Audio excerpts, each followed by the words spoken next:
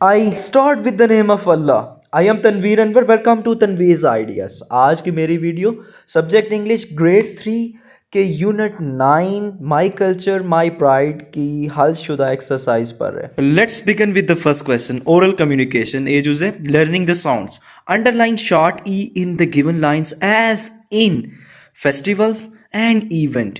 Festival में ई short है और इवेंट में भी ई शॉर्ट है, ये वाली. It was a very wet day, and a Penny, the pet hen, was very hungry because she hadn't yet been fed. इसमें हाईलाइट भी इसने कर दिए, हमें कह भी दिए अंडरलाइन करें और हाईलाइट भी कुछ कर दिए कुछ लफ्ज़ के. जैसे वेरी में ई शॉर्ट है, वेट में ई शॉर्ट है और पेट में ई शॉर्ट है, हैन में ई शॉर्ट है, यट में ई शॉर्ट है, फेड में ई शॉर्ट है. तो इसी तरह कुछ में जो इसने मार्क नहीं किए, इससे पेनी में ई शॉर्ट है. इसके बाद वेरी में ई शॉर्ट है, बिकॉज में लास्ट ई शॉर्ट है. तो इस तरह ये तमाम वो वर्ड हैं जिनके में ई शॉर्ट है. सेकंड क्वेश्चन है learning to speak. Showing gratitude and respect. इज्जत और शुक्रिया का इजहार हमने सीखना है. Manners are a way of treating others with respect and showing gratitude. Manners क्या हैं? मैनर्स दूसरों के साथ इज्जत और शुक्रिया के इजहार के साथ पेश आने का तरीका है. Some basic manners can make life much pleasant. कुछ बुनियादी आदात व अतवार हैं जो हमारी ज़िंदगी को बहुत प्लेजेंट बना सकते हैं, खुशगवार बना सकते हैं. जैसे बुढ़िया आप देखें, जिस बॉय का शुक्रिया अदा करिए, thank you for bringing a glass of water for me. बुढ़िया लड़के को कह रही है कि मेरे लिए एक पानी का ग्लास लाने के लिए शुक्रिया तुम्हारा. You are welcome. आगे से लड़का क्या जवाब दे रहा है? You are welcome. Next, practice the given magic words with their functions. So ये वर्ड्स देखने हैं और इनके फंक्शंस भी नोट करने हैं. प्लीज कब यूज किया जाता है? इसका फंक्शन ये है कि आस्किंग पोलाइटली. जब हम किसी से पोलाइटली कोई बात पूछते हैं तो प्लीज का वर्ड यूज करते हैं. आई एम सॉरी, अपोलॉजी के लिए, माफी के लिए हम आई एम सॉरी का फ्रेज यूज करते हैं. एक्सक्यूज मी कब करते हैं? To take turn to speak. किसी को अपनी तरफ मुतवज्जो करने के लिए, बात करने के लिए हम ये वर्ड यूज करते हैं एक्सक्यूज में. Thank you, showing happiness. खुशी के इजहार के लिए भी हम थैंक यू यूज करते हैं. मे आई, ये फ्रेज परमिशन के लिए या रिक्वेस्ट के लिए यूज करते हैं. May I go to drink water. Next तीसरा पार्ट है read aloud. Read the poem with actions. Remember to stress the words with some message. दो काम करने हैं, एक्शंस के साथ पोएम पढ़नी है और वर्ड्स को, उनके कुछ मैसेजेस हैं उनके साथ स्ट्रेस करना भी याद रखना है. ठीक है, चलें पढ़ते हैं और स्ट्रेस करते हैं और एक्शन को भी नोट करते हैं. We say thank you. We say please. We cover our nose when we sneeze. इसमें जो एक्शन करना है वो स्नीज, जब नीच आए तो हमने अपने नोज को कवर करना है. We wash our hands before having a snack. We always put the crayons back.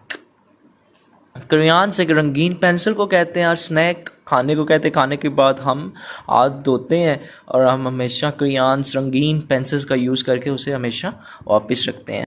दूसरे स्टेंसे में जो हमने काम करना है, वो एक्शन करना है, वो वॉशिंग का काम करना है. We raise our hands and don't call out. That way no one has to shout. इस स्टेंजे में हमने जो एक्शन परफॉर्म करना है वो रेजिंग हैंड्स का एक्शन है. आगे साइड वर्ड्स हैं. साइड वर्ड कहते किसे हैं? साइड वर्ड ऐसे अल्फाज होते हैं जो नज़र के साथ पहचाने जाते हैं और वो उस लेसन में अहमियत के हामिल होते हैं. जैसे अब फॉर एग्जांपल देखा जाए तो प्राइड और जो कल्चर वर्ड दिए गए हैं साइड वर्ड्स, ये इस लेसन के टाइटल का पार्ट भी है, ये उन्वान का हिस्सा भी है. इस लेसन का उन्वान है क्या? माई कल्चर माई प्राइड. सो देखा जाए तो ये प्राइड और कल्चर उन्वान का हिस्सा है. सो पहले इनको पढ़ते हैं और स्पेलिंग भी करते हैं. Pride, show, fair, culture. PRIDE, pride. Show, SHOW, show. Fair, FAIR, fair. Culture, CULTURE, चर, कल्चर। अब इसके क्वेश्चंस आंसर देखते हैं। पहला क्वेश्चन है, give any two qualities of Pakistani culture. Pakistani culture की दो कोई सी खसूसियात बतानी है। Pakistani people help the needy. एक पाकिस्तानी कल्चर की ये खसूसियत है कि पाकिस्तानी जो लोग हैं वो ज़रूरतमंदों की मदद करते हैं। Our children show respect to elders. हमारे जो बच्चे हैं वो बूढ़ों की इज़्ज़त करते हैं, इज़्ज़त उन्हें ज़ाहिर करते हैं, उन्हें इज़्ज़त से पेश आते हैं। दूसरा क्वेश्चन है, why are events and festivals important for us. त्यौहार और इवेंट्स हमारे लिए अहम क्यों हैं? Events and festivals are important for us. क्यों इम्पॉर्टेंट है? Because they are the part of our culture. क्योंकि ये हमारी सकाफत का हिस्सा है, पार्ट है। तीसरा क्वेश्चन है, name an event which is arrange in your area, give details. एक इवेंट जो आपके एरिया में अरेंज किया जाता है उसके बारे में थोड़ी सी डिटेल बतानी है। In our area an annual fair is arranged near Adrana Sohawa Jhelum. Adrana के पास तहसील स्वावा ज़िला जेलम में एक सालाना मेला मुनक्किद होता है हमारे एरिया में। People from far areas come to see it. लोग दूर दराज से आते हैं इसे देखने एंड हैव फन, और मज़ा उड़ाते हैं। चौथा और लास्ट क्वेश्चन है, which festival do you enjoy the most, give two reasons. कौन सा त्यौहार आप सबसे ज़्यादा इंजॉय करते हैं, और दो रीजंस भी बतानी है जी। I like Eid ul Azha the most. मैं ईद उल अज़हा सबसे ज़्यादा पसंद करता हूँ, इंजॉय करता हूँ। लाइक के बजाय इंजॉय भी लिख सकते हैं। Because I have the chance to eat my favourite dish mutton. क्योंकि मुझे चांस मिल जाता है अपनी फेवरेट डिश खाने के लिए, मटन जो है। आई रिसीव ईदी, दूसरी जो रीज़न है, मैं ईदी वसूल करता हूँ। नेक्स्ट सी पार्ट है, language focus, vocabulary building. Read the given words with there meaning, right syllables of the words. दो काम करने हैं, इनके मीनिंग के साथ पढ़ना है और इन अल्फाज के सिलेबस भी लिखने हैं। सो वर्ड क्या है? कल्चर। कल्चर में तो इन्होंने लिखा भी हुआ है। मीनिंग इसका क्या है? वे ऑफ लाइफ, ज़िंदगी का तरीका है। फेस्टिवल, त्यौहार को कहते हैं फेस्टिवल। 3 सिलेबल हैं, 3 में हम इस वर्ड को डिवाइड करेंगे। Important days celebrated every year. ये इम्पॉर्टेंट डेज होते हैं जो हर साल मनाए जाते हैं। इवेंट, इवेंट 2 सिलेबल हैं, इसमें 2 में डिवाइड करेंगे इस वर्ड को। लोकल फंक्शंस को आप कह सकते हैं इवेंट्स। शोज़, शोज़ में एक ही सिलेबल है। डिस्प्ले, डिस्प्ले इसका अप्रोप्रिएट मीनिंग है। सेलिब्रेट, सेलिब्रेट 3 में डिवाइड करेंगे, 3 सिलेबल हैं। सेलिब्रेट का मतलब क्या होता है? टू फील हैप्पी आना चाहिए, इसने इधर नाउन लिख दिया है। सो इधर मेरे ख्याल में इधर रॉन्ग है, फीलिंग ऑफ हैप्पीनेस नहीं है, इधर टू फील हैप्पी आ सकता है। नेक्स्ट क्वेश्चन है, learning to spell. Letters of the words are mixed up. ये जो लेटर्स हैं ये मिक्स किए गए हैं और इसको हमने रीअरेंज करके, गेस करके हमने करेक्ट वर्ड लिखना है। जैसे एक इन्होंने लिखा भी हुआ है सेलिब्रेट, ठीक है। तो नेक्स्ट फूड है, FOOD, फूड। कुक नेक्स्ट आया जाएगा, कुक। फिर इसके बाद होम और लास्ट आ जाएगा ग्रीट। अब ग्रामर के पार्ट की तरफ बढ़ते हैं। टेंसेस है, प्रेजेंट, पास्ट, फ्यूचर टेंसेस हैं। जो टाइम टेंसेस होते क्या हैं, टाइम हमें बताते हैं। Read the table below to see the use of verbs. Verbs के इस्तेमाल के लिए हमने इस टेबल को देखना है और देन फिर इस पर एक्सरसाइज भी होगी। पहले नोटिस करते हैं present, I am a teacher, ये प्रेजेंट है, हाल जिसको उर्दू में कहते हैं। पहले प्रेजेंट को पढ़ लेते हैं, फिर पास्ट को पढ़ते हैं। I am a teacher, he is a teacher, they are teachers, he teach English, they teach English. ये सारे प्रेजेंट के सेंटेंसेस हैं। प्रेजेंट में फर्स्ट फॉर्म यूज़ की जाती है, ठीक है। और जो हेल्पिंग वर्ब है इज़, एम, आर, ये हेल्पिंग वर्ब है सिंपल सेंटेंसेस में। और जब प्रेजेंट इंडेफिनिट हो जाएगा तो फिर हमने फर्स्ट फॉर्म के साथ एस या ये इसका यूज़ करना है या नहीं करना, ठीक है। क्यों नहीं करना? जब सिंगुलर होगा सब्जेक्ट तो हमने करना है, जब प्लूरल होगा तो हमने एस या एस का यूज़ वर्ब के साथ नहीं करना। सो पास्ट को देखते हैं, माजी को देखते हैं। I was a teacher, he was a teacher, they were teachers. He taught English, they taught English. अब फ्यूचर को देखते हैं, मुस्तकबिल को देखते हैं। इसमें विल बी, शैल बी का यूज़ किया जाता है, और न्यू जो इंग्लिश है उसमें मोस्टली विल का यूज़ किया जा रहा है।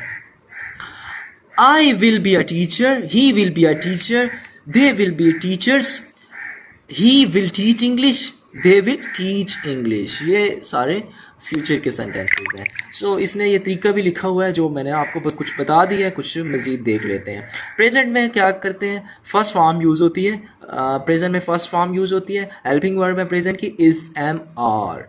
और जब इंडेफिनिट होगा तो फर्स्ट फॉर्म के साथ ऐसी एस लगाना है या नहीं लगाना। किस सूरत में लगाना है, जब काम करने वाला एक होगा, जब सिंगुलर सब्जेक्ट होगा। अब पास्ट को देखते हैं, सिंपल पास्ट टेंस में या पास्ट इंडेफिनिट टेंस भी इसको कहते हैं। इसमें सेकंड फॉर्म यूज़ की जाती है, ठीक है। और वाज, वर इसकी हेल्पिंग वर्ब्स में है, ठीक है। तो फिर नेक्स्ट आगे देखते हैं सिंपल फ्यूचर। इसमें विल और शेल हेल्पिंग वर्ब के तौर पर यूज़ होती हैं, और मेन वर्ब भी लिखते हैं, और मेन वर्ब की फर्स्ट फॉर्म का इस्तेमाल किया जाता है, ठीक है। जैसे ये एग्जाम्पल भी लिखी हुई है, ही विल टीच इंग्लिश। तो आप देख सकते हैं विल का यूज़ किया गया हेल्पिंग वर्ब के तौर पर, और टीच पहली फॉर्म है, वर्ब की फर्स्ट फॉर्म का इस्तेमाल। नेक्स्ट क्वेश्चन है, read the sentences and mark which tense they belong to. Tense का बताना है, ये फ़िक्रे पढ़कर हमने टेंस का बताना है किस टेंस के फ़िक्रे हैं। The student listen to the lesson with interest. Listen जी सेकेंड फॉर्म है, तो पास्ट टेंस है। आपको ये जो मेथड बताया है, first form S I S अगर यूज़ होगा या नहीं यूज़ होगा, वो प्रेजेंट इंडेफिनिट होगा या प्रेजेंट टेंस होगा। जब हाँ सेकंड फॉर्म होगी तो पास्ट होगा, जब शैल और विल का यूज़ होगा तो फ्यूचर होगा। तो इधर मैंने फिर आपको बता रहा हूँ, ये न्यू जो ग्रामर है उसमें जस्ट विल का यूज़ हो रहा है। My father will cook food today, will आ गया तो फ्यूचर है। Children play in the park, ये फर्स्ट फॉर्म है, एस एस नहीं लगा हुआ तो ये प्रेजेंट है। I always speak the truth, speak first form है, एस एस नहीं लगा हुआ क्योंकि पीछे आई है, तो ये प्रेजेंट है। We went to our village last Sunday, went second form आ गई है तो पास्ट है ये tense. Next question, filling the blanks with verbs is, are, am, was were. Is, am और वाज वर के साथ हमने इन ब्लैंक्स को फिल करना है। पहली में इज आ जाएगा, is he your friends no, yesterday were they playing cricket in the park. Yesterday आ गया, पिछली कल है तो वर आना चाहिए, पास्ट है। Are they working very hard to finish the work today, today है तो प्रेजेंट होगा तो आर आना चाहिए। Was I going to the market when he called me, called me past है तो पीछे भी past यानी कि होना चाहिए, was आना चाहिए। She is afraid of the darkness, इधर is आएगा।